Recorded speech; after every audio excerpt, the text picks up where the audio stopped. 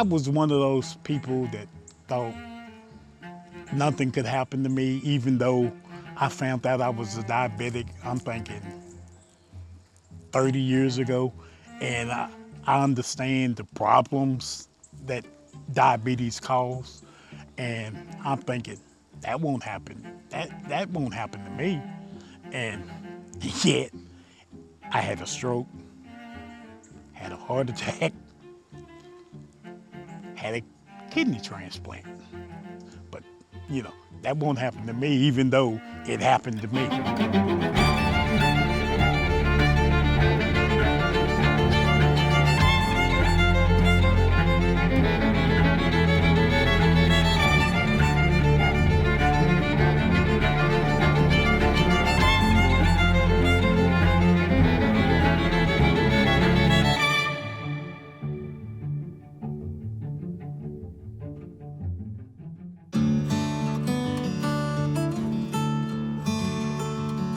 It's just a close-knit community. There's a lot of family. My mother had 16 siblings. When my grandmother passed away several years ago, we started counting the grandchildren, and there were over 100 grandchildren and great-grandchildren. Those are the apples I eat. Which are the better apples, though? The big old apple tree, right? Yeah. Yeah. It's big families, so everybody's kind of related, close-knit. So it's important, I think, from that aspect that we all do take care of ourselves, and we do feel like we are taking care of family because most of them are family to us. There's one grocery store in Raynell. There's not a lot of places for people to exercise. Transportation's an issue for people. It's an aging population there. For them to try to drive somewhere else, they just can't get somewhere else, and gas prices going up, that makes it even more difficult. Well, a lot of times, you know, people don't come to the doctor unless there's something actually wrong with them. And then they have transportation issues, insurance issues. We are a small rural community, so you've got to see what's available to you and your needs. As far as the education and phone calls that we're doing right now, they would they would have to call the office and wait for a call back. If they were having a problem, they would probably have to wait 3 months till they got another visit. When the insurance kicked in, I had already had an appointment set up with the wellness center. So I go down and they do the full workup on me, all, you know, checking for everything.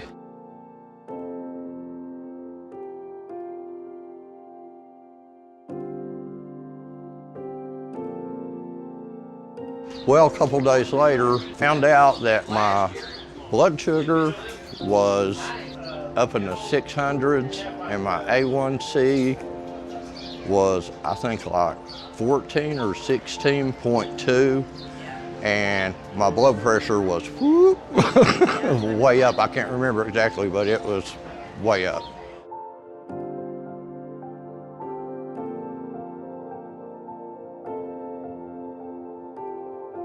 They got me started that day on taking care of the diabetes. They sent me over to see the ladies in the wellness center for the diabetic group. I was doing everything that I could, like walking 2 or 3 miles a day, working in the community garden as volunteer, which I love doing that, but it also helps the community a lot and also helps feed a lot of the people in the low-income building there right across from the garden. The Williamson Health and Wellness Center, they make sure I keep my doctor's appointments. I take my medication. I'm trying. Melissa calls to make sure my blood pressure is doing fine.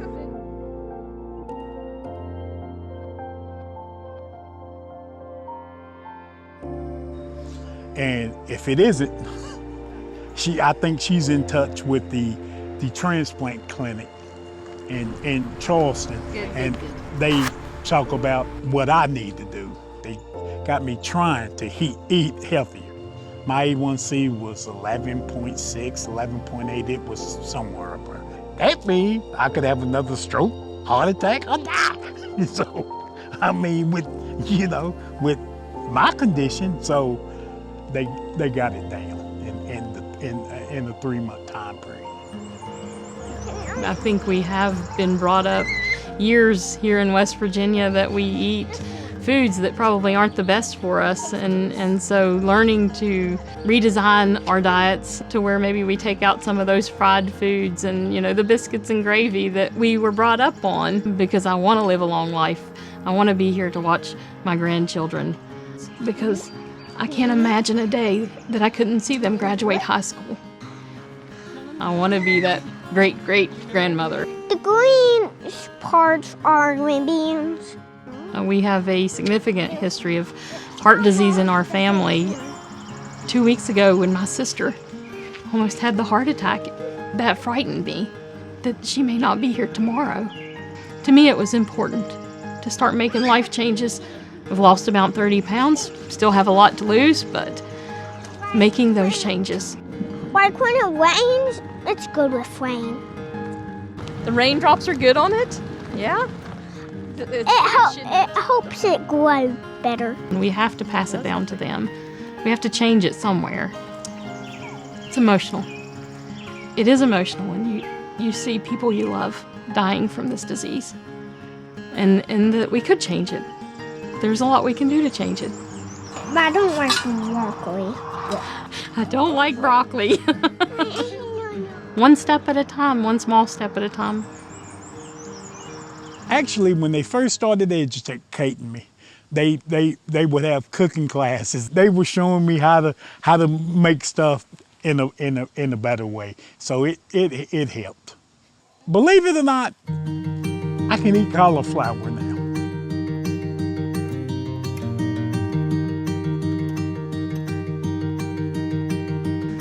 I love eating the stuff we grow in the garden. Tomatoes, cucumbers, broccoli, cauliflower, Brussels sprouts, onions, lettuce. Did I mention tomatoes? Zucchini and the yellow crookneck squash and potatoes. But we still have all the other stuff going too. It's just now starting to come in good. I'm able to enjoy what is here a lot more now thanks to the Wellness Center and my doctors and the girls in the group. Look, if you got a heart problem or diabetic or something like that, you need to go get in one of the groups at the Wellness Center. I had help getting healthy, and it came from them, and it's available to you. All you got to do is go talk to them. Once they get to know us and see that we're really not there to judge them, we're there to help them. I'm not trying to boss them around. I just want to give them some education. The farmers market gives them some healthy choices for their chronic conditions. If they got heart disease, that would be better choices for them besides a bag of candy. Blood pressure's down. I'm almost a vegetarian now. I'm trying. I know it doesn't happen overnight. I have 2 kids, and I tell my boys, you got to lose 1 pound before you can lose 2. So I'm trying. Don't be stupid. Just do what you're supposed to do, and live healthy. I tell everybody, I'm lucky to be alive. I don't think that I could have done what I did without them.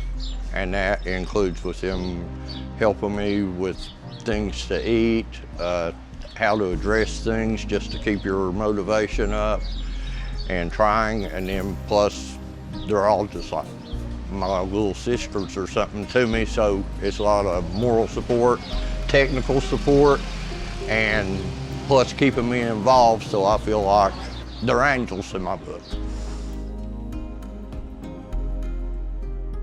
A lot of it's preventable. Not all of it. I know genetics plays a role in it. I can't imagine how I have that many aunts and uncles and now a sibling who's had heart disease, and there's not a genetic component involved with this. American Heart Association, I know, does research all the time trying to figure out what some of these linking genetics are. A lot of it is preventable. There's a lot of things we can do from a healthy standpoint to make changes. You can't leap off of the mountain, whether you go down or up it, but you do it a little at a time. And so it's making one small change, even if it's a change every week or every month, but it's making a change.